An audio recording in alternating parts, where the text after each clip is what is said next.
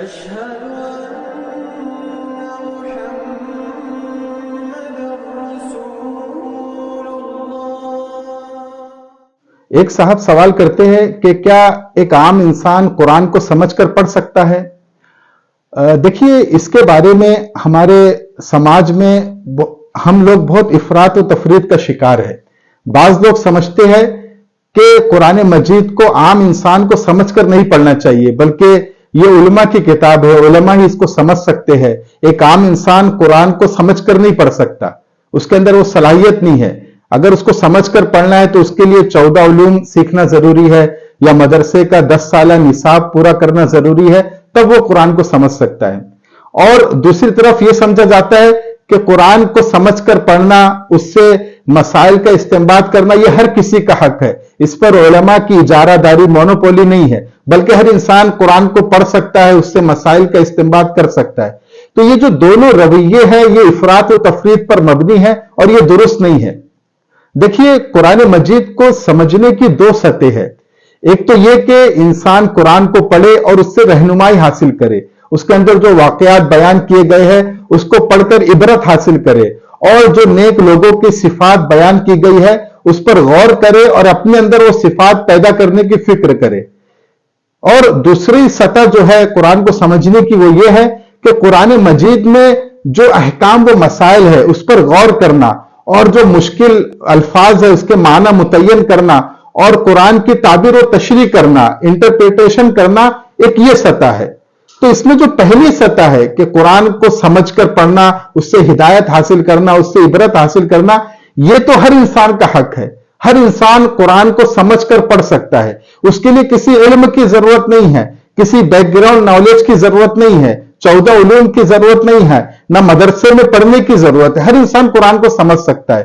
ہر انسان کے لیے قرآن ہے۔ جب قرآن ہر انسان کے لیے ہدایت ہے تو ہر انسان اس سے ہدایت حاصل کرنے کا حق رکھتا ہے۔ یہ سمجھنا کہ قرآن کو سمجھنے کے لیے بیک گراؤنڈ نالج کی ضرورت ہے، یا مدرسے میں 10 سالہ نصاب مکمل کرنے کی ضرورت ہے، یا 14 یا اسی طرح اور 14 علوم کی ضرورت ہے، یہ درست بات نہیں ہے۔ بلکہ قرآن ہر کسی کے لیے ہدایت ہے اور ہر انسان قرآن کو سمجھ کر پڑھ سکتا ہے۔ قرآن مجید کا بات کرنے کا جو انداز ہے، جو طرز استدلال ہے، وہ انتہائی آسان اور سادہ سمپل ہے۔ ہر انسان اس کو سمجھ سکتا ہے، چاہے وہ پڑھا لکھا ہو، چاہے وہ ان پڑھ ہو۔ جیسے ایک جگہ کافروں کا اعتراض اللہ نے ذکر کیا کہ جب رسول اللہ صلی اللہ علیہ وسلم نے یہ دعوت دی کہ ہم سب کو مرنا ہے اور اللہ کے سامنے حاضر ہونا ہے، تو کافروں نے اعتراض کیا کہ جب ہم مر جائیں گے اور مر کے سڑ گل جائیں گے تو پھر ہم کیسے دوبارہ زندہ ہوں گے؟ سورہ یاسین میں اللہ نے اس کا ذکر کیا۔ انہوں نے کہا کہ قال من یحیی العظام وہی رمیم، کہ جب ہم مر جائیں گے، ہماری ہڈیاں سڑ گل جائیں گی، تو پھر ہم دوبارہ کیسے زندہ ہوں گے؟ تو اب دیکھیے اللہ تعالیٰ نے اس کا جو جواب دیا، اللہ نے کہا قل یحییھا الذی انشأ اول مرہ، اے نبی آپ کہہ دیجئے کہ تم کو دوبارہ وہی زندہ کریں گا جس نے تم کو پہلی مرتبہ زندہ کیا۔ اب آپ دیکھیے اللہ تعالیٰ نے کتنا سادہ اور آسان سا جواب دیا۔ اللہ نے کوئی سائنٹیفک اور ٹیکنیکل جواب نہیں دیا۔ اگر یہ ایک سائنٹیفک اور ٹیکنیکل جواب ہوتا تو پڑھا لکھا انسان ہی اس کو سمجھ سکتا تھا، ان پڑھ اس کو سمجھ نہیں سکتا تھا۔ لیکن اللہ نے کیا کہا کہ اے نبی آپ ان کو کہہ دیجئے کہ جس نے تم کو پہلی مرتبہ پیدا کیا وہ تم کو دوسری مرتبہ بھی پیدا کر سکتا ہے۔ دیکھیے، اب یہ ہر انسان کے مشاہدے میں یہ چیز آتی ہے کہ کوئی بھی چیز کو پہلی بار بنانا مشکل ہے۔ جیسے کسی نے کمپیوٹر بنایا، اب پہلی بار جس نے کمپیوٹر بنایا یہ کمال کی بات ہے، یہ مشکل کام تھا۔ لیکن اب وہ کمپیوٹر کو توڑ کر دوبارہ بنانا اب یہ کوئی مشکل کام نہیں ہے۔ اب تو گلی گلی ہر جگہ کمپیوٹر بنتے ہیں، کوئی مشکل کام نہیں ہے۔ پہلی مرتبہ بنانا مشکل تھا۔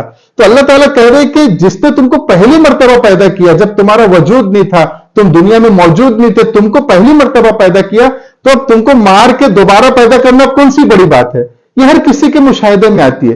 تو قرآن مجید کا جو طرز انداز ہے وہ بہت سادہ اور سمپل انداز ہے، ہر انسان اس کو سمجھ سکتا ہے۔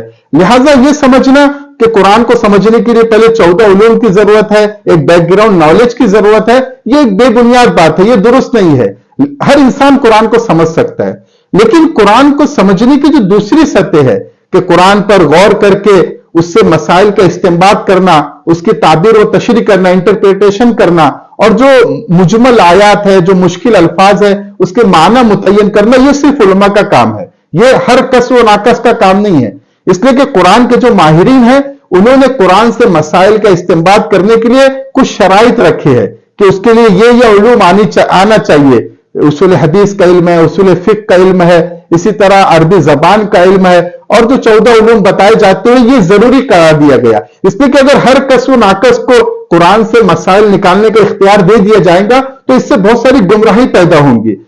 جیسے کہ اللہ نے فرمایا یُضِلُّ بِهِ کَثِیرًا وَیَهْدِی بِهِ کَثِیرًا، کہ یہ جو قرآن ہے یہ بہت سے لوگوں کو اس سے ہدایت ملتی ہے، بہت سے لوگ گمراہ بھی ہوتے ہیں، اور یہ وہی لوگ ہیں جو کچھ فہمی اختیار کرتے ہیں، جو بنا علم کے، بنا بیک گراؤنڈ نالج کے قرآن سے مسائل نکالنے کی کوشش کرتے ہیں. جیسے ایک صاحب کے بارے میں سنا کہ وہ درس قرآن کر رہے تھے، لوگوں کو درس دے رہے تھے، اور جو اس کی جو شرائط ہے قرآن کی انٹرپریٹیشن کرنے کی، توضیح و تشریح کرنے کی، وہ شرائط کو انہوں نے پورا نہیں کیا.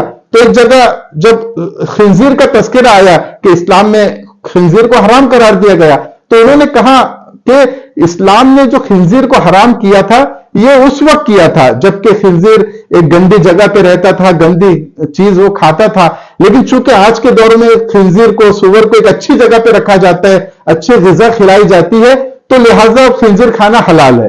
تو جب ایک انسان ایک بیک گراؤنڈ نالج کے بغیر، ایک بنیاد کے بغیر اگر قرآن کی انٹرپریٹیشن کرے گا، اس کی توضیح و تشریح کرے گا، تو ظاہر سی بات ہے وہ غلط راستہ اختیار کرے گا. تو یہ قرآن کی دو سطح ہیں، ہم کو اس کو ذہن میں رکھنا ہے. ایک سطح ہدایت کی ہے، اس سے عبرت لینے کی ہے، تو یہ ہر انسان کا حق ہے، ہر انسان اس کو سمجھ کر پڑھ سکتا ہے، اس سے عبرت لے سکتا ہے. اگر عربی زبان آتی ہے تو عربی میں پڑھ سکتا ہے، یا اگر عربی زبان نہیں آتی تو جو بھی زبان میں ترجمہ میسر ہے، جو زبان وہ جانتا ہے اس میں پڑھ سکتا ہے، اس سے ہدایت حاصل کر سکتا ہے. لیکن جو دوسری سطح ہے کہ قرآن سے مسائل کا استنباط کرنا، اس کی توضیح و تشریح کرنا اور مشکل الفاظ کے معنی متعین کرنا، یہ علماء کا کام ہے. اس کے لیے بیک گراؤنڈ نالج کی ضرورت ہے جو علماء کے پاس ہے. علماء مدرسے میں اسی کو پڑھتے پڑھاتے ہیں، اس لیے یہ ان کا کام ہے. تو یہ دونوں چیزوں کو سمجھنے کی ضرورت ہے.